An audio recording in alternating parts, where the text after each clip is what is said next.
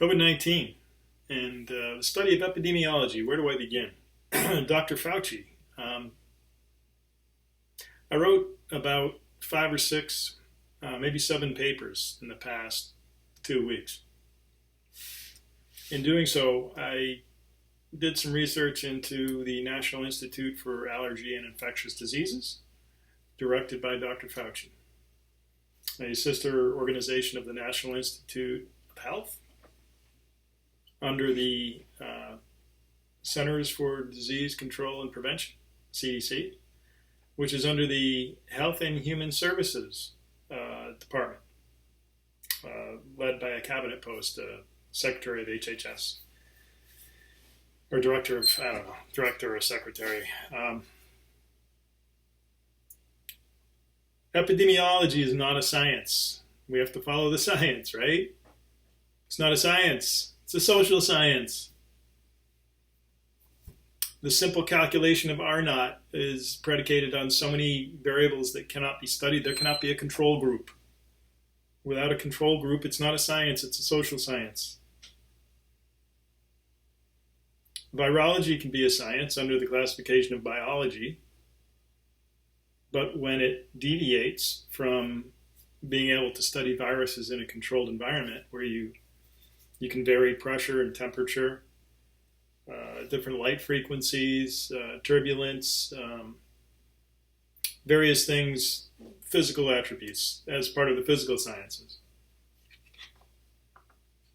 That part of virology is a science. But when you start attributing things to race, age, gender, by looking at data of people who have died or where it has spread, there are too many variables to control, so you don't have a valid control group. Now, fine, some social sciences as such they're fine as sciences. You can take data and look at it and say, oh, it's predictive. Older people are dying, so it must be COVID-19 must be more deadly to older people.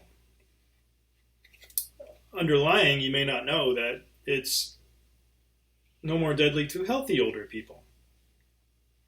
In fact, it's more deadly to people in their 30s and 40s with underlying health conditions than it is to older people who are over 90 and healthy, or over 80 and healthy, or 70 and healthy. A 75-year-old man or woman who is healthy and plays tennis, goes for walks, enjoys the beach, that person has less than a 0.7% chance of being part of dying, whereas somebody who has, if somebody has cancer and they went through chemo and their immune system is compromised, they're probably going to die if they get COVID-19, which is terrible. But those people are identifiable. The susceptible are known. But we're not quarantining the susceptible, we're quarantining everyone. It's not doing anything to stop COVID-19. It is pervasive, it is ubiquitous, it is everywhere all the time. And you will not stop it. If you understand math, and you do the daily death count, you create a curve, and there's the area under the curve is the total deaths. You can flatten the curve. All that does is make the curve longer, or you can have a curve narrower. So if your curve is like this, or your curve is like that, COVID-19 is with you for 2 months, and all the people who are going to die, die. Or COVID-19 is with you a year, and all the people who are going to die, die. You haven't stopped any deaths. What you've done is you've left the disease with us longer, a year longer. In fact, if some people would not have encountered COVID-19 in the 2 months, okay, they have a better chance of living than if COVID-19 is around for 12 months. The so-called experts are experts in epidemiology, and again, it's a social science. And I keep saying that because of the lack of control experiments. It's a far greater likelihood that COVID-19 spread through New York because of public transportation, not because people were old. It's not because, and the race, they said African Americans are more likely to die. A friend of mine is taking vitamin D because somebody said, they don't have enough vitamin D because of their skin color. They don't produce as much vitamin D. So if you take vitamin D, that'll fight COVID-19. So you get vitamin D stores just selling out. Why? Somebody made up a rumor. It's not that people are black. It's not about their skin color. It's that the neighborhoods where it spread the most in New York City, the Bronx, Brooklyn, and Flushing. Look up the data on the CDC. You just go to the website. It's not that hard to figure out. And you look at Detroit, Chicago, New York City. The death rate among people overall is the same death rate among black Americans, African Americans. In Massachusetts, the number of deaths as it comprises the total death population was, I believe, 8.8% black. 9.2% black, whereas the total population of Massachusetts is 8.8%. That's very close. They both round to 9%. There's no difference. But what's common knowledge is that it affects blacks more than others, and we should study that. Now, you don't need to study that because the data is right there. You just haven't sliced the data right.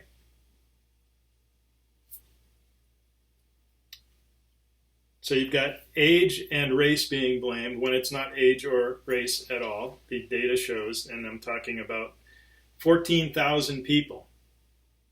14,000 deaths. New York City Health Department. You can look up the data. Out of 14,000 people over 65 without underlying conditions, 10 died. About 50 or 60 died that were younger than 65. Only 10 healthy people over 65 died. It's all about underlying conditions. Let's see, what else? Dr. Fauci. I don't know, he may be a good guy, but he's been in a position for 33 years. He's gotten 38 honorary doctorates in those 33 or 30, maybe he got a couple before that. So maybe 35 years, 38 honorary doctorates, traveling around the world to banquets and dinners, which is great life, because he's an expert, but all of his expertise seems to be in AIDS research.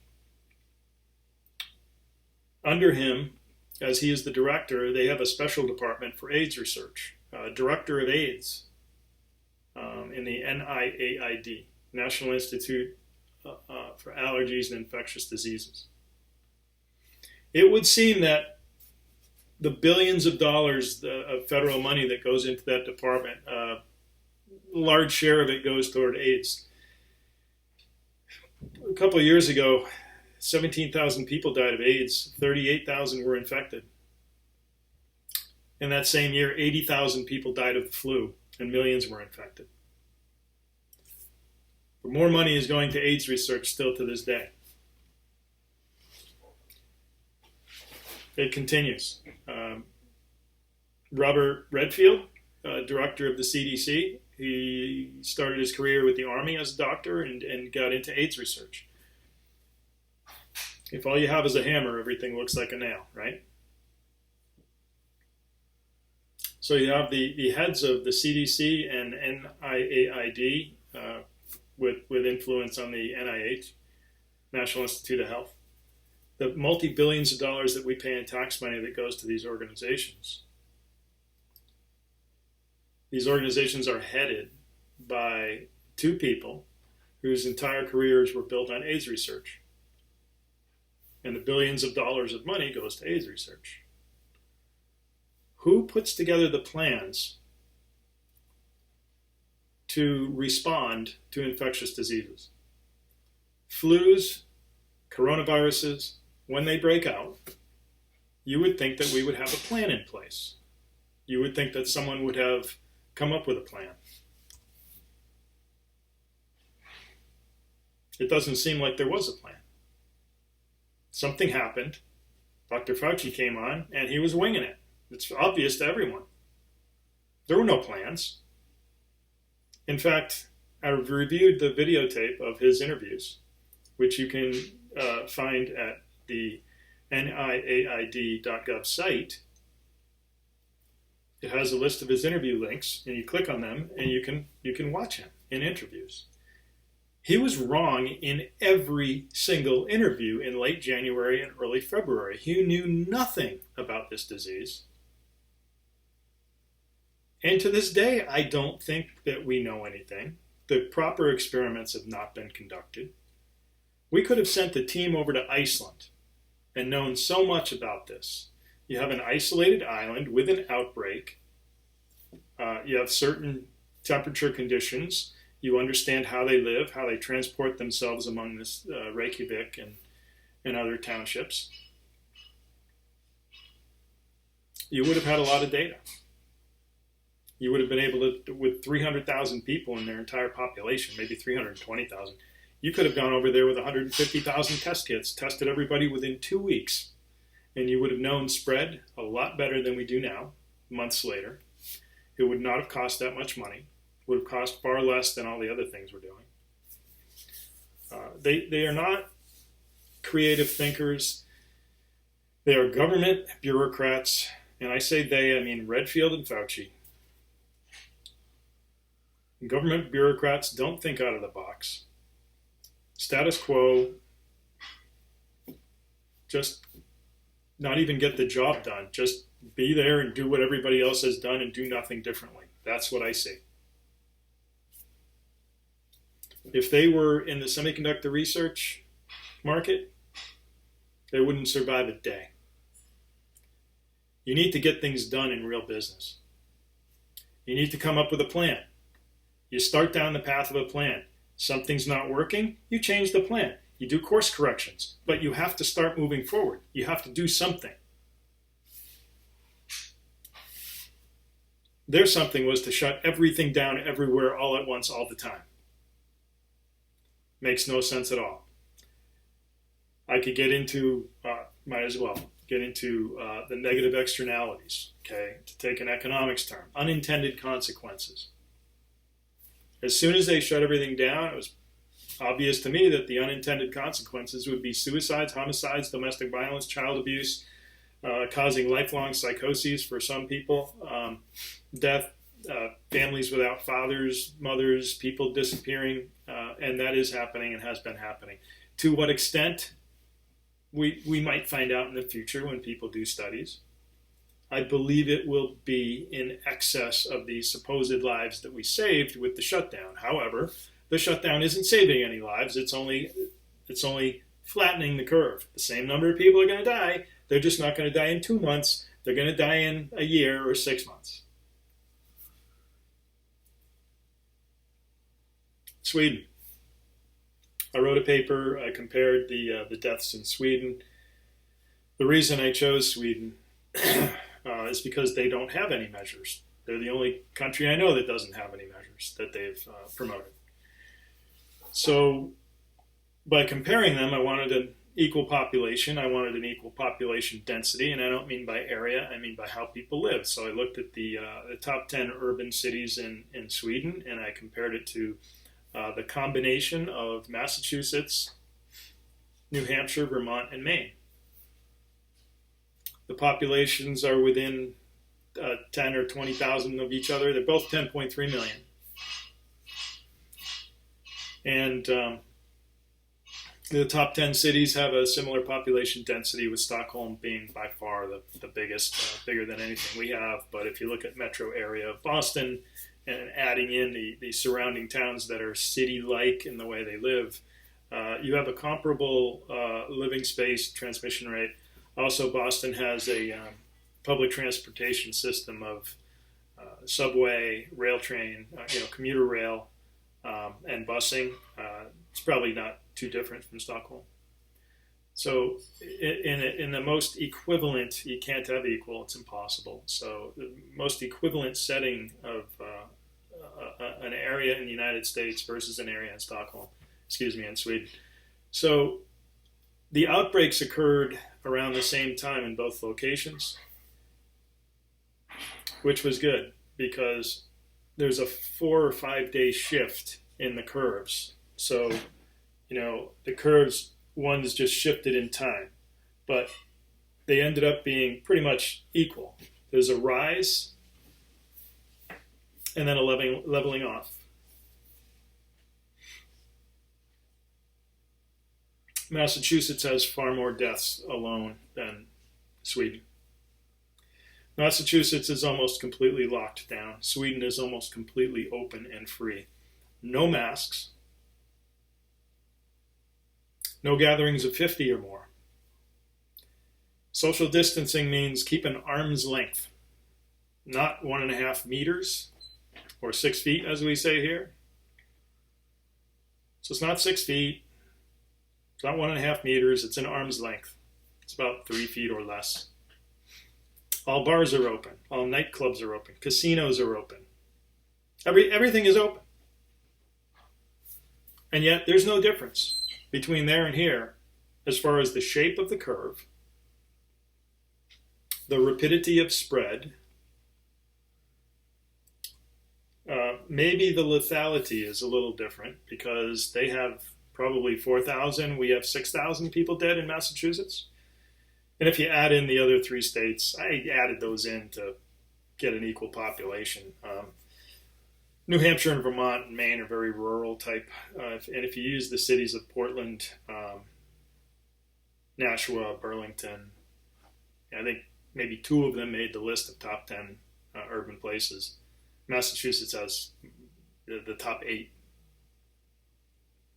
in the group. So that was a good study I did, and it was fair and it was objective. These measures aren't doing anything. Public transportation allowed long-term care facility workers to go back and forth from the world to the long-term care facility every day using public transportation, interacting with asymptomatic people, bringing, as an asymptomatic person, bringing that into the long-term care facilities. And these people died. But being a long-term care facility, the people die anyway. They die in a year or 2 years or 6 months or 3 months. So what was saved? We knew what was happening, and we could have shut down visitation. We could have checked people in ways at these long-term care facilities, and that was it. The rest of society could have gone on as normal. That's not what happened. And the politicians are now dug in. It has come down to people choosing sides. Each side chose a stance. The liberals don't want to open anything. They don't want anybody to work. They want this to be totally gone. Flattening the curve was not enough. It has to be completely eradicated. And there's this phased approach that somebody in government came up with. We have phase 1, phase 2, phase 3, phase 4. None of it makes any sense. These people are not scientists. They're not even economists. They're not even psychologists and sociologists. They're lawyers, most of them. And it's their job to come up with something, so they come up with something. And they say it's by the science. I did some research on masks. They came about in 1897. Somebody wrote a paper about surgical masks in surgery. So they started using masks in surgery so that the surgeon wouldn't sneeze or spit into an open wound. In the 1940s, they got picked up a little more, and they started thinking, okay, it's also protecting the surgeon from the patient for any viruses that might float into the air. Studies weren't really done. They didn't have the equipment. They didn't have the electronic equipment to follow viruses through the air. Real precision equipment. In the 1990s, there are far more studies about AIDS than there were about virus transmission as an aerosol. In 2015, one of the medical journals I read stated that even up till 2015, there have been no studies regarding the efficacy of masks, how well masks work to prevent viruses from coming in or going out. None as of 2015. It's quoted in my paper. I have the Journal of Medicine that it's from. In 2018, Dr. Milton, University of Maryland, he designed a contraption that you breathe into. It's this cone, okay? You put your whole face in the cone, and the cone narrows. The cone narrows to about a 2-inch pipe, and the 2-inch pipe measures. It's looking for 3 viruses: a rhinovirus, a coronavirus, and a influenza virus. So they tested 246 people. They got good results from 111 people, I think it was. So you get this cone, right? In order for them to get a good measurement, they had to breathe into a cone. And they called it the Gesundheit 2 machine. The Gesundheit 2 machine. University of Hong Kong student used it under the direction of Dr. Milton and another doctor, I forget the name, and conducted the experiment with 246 people who were not feeling well, and they paid them like $30. They breathed into this machine for 30 minutes, 30 whole minutes, with and without masks. And so they were able to determine the virus detection with and without masks. The masks did a good job preventing coronavirus, did an okay job preventing influenza, and didn't prevent rhinovirus at all from going through. So it's useless against the common cold, but it does have some value. Now, here's the thing. The conclusion of the study was that it might be difficult to duplicate the conditions of the experiment out in the real world. Yeah, no kidding. How many people are you going to go up to 18 inches from their face and funnel the entirety of your breath into their mouth? I mean, the study is ludicrous. There's zero, and this is the only study. And Dr. Milton is the one who was brought to the White House in April of 2020 to confer with the White House and the federal agency leaders. So Dr. Milton is the foremost authority in virus in aerosol transmission. I mean, I could get into talking about whether it's a 5 micron or a 1 micron aerosol, and laser surgery producing a 0.31 micron aerosol, because you use the laser and you burn somebody. That's what the laser's for, right?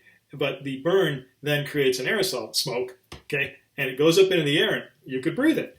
Those aerosols can be as small as 0.31 micron in size. Which is, so I did do research and I did read a lot. And there is absolutely zero information regarding the efficacy of masks.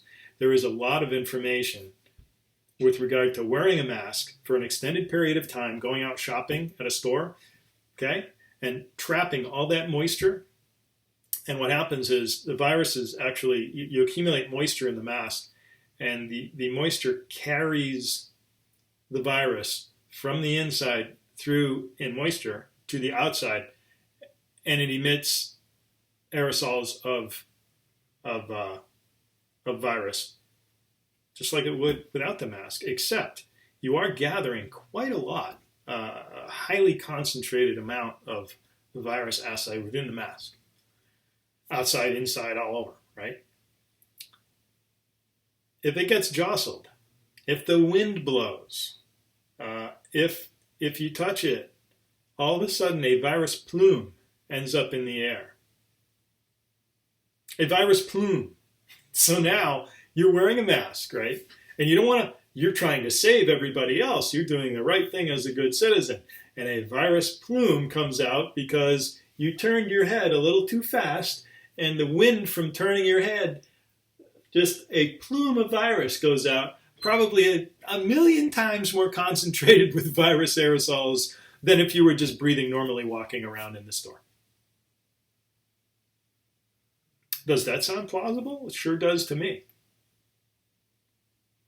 As far as the person wearing the mask and not getting it, that hardly does anything. Most masks have at least a 4 millimeter gap right here because they come across the nose, and so 4 millimeters it's a very small amount. But in that 4 millimeters, it basically made the mask almost useless in preventing aerosols from entering while you're breathing. Because when you breathe in, you suck air. Most of the air you're getting isn't coming through the mask. If you think all the air you're breathing is coming through the mask, you're mistaken. It's coming from a lot of cracks around the mask. You need an N95 with the metal nose guard pinched perfectly across your nose. You need it sealed, and once it's sealed, then you can use the specifications listed on the mask to see if you're preventing virus, which you will be preventing. Aerosols greater than 5 microns, probably some down to 2 microns. But once the mask is saturated with moisture, you will have a leaching effect of the virus through the mask into the outside world. And because you're breathing through the mask, you're pushing air out through the mask. It's carrying the same aerosols out of the mask. I'm just a guy. I'm an engineer, and people tell me I'm pretty smart with regard to this stuff. But I'm just a guy sitting in my basement. This is crazy.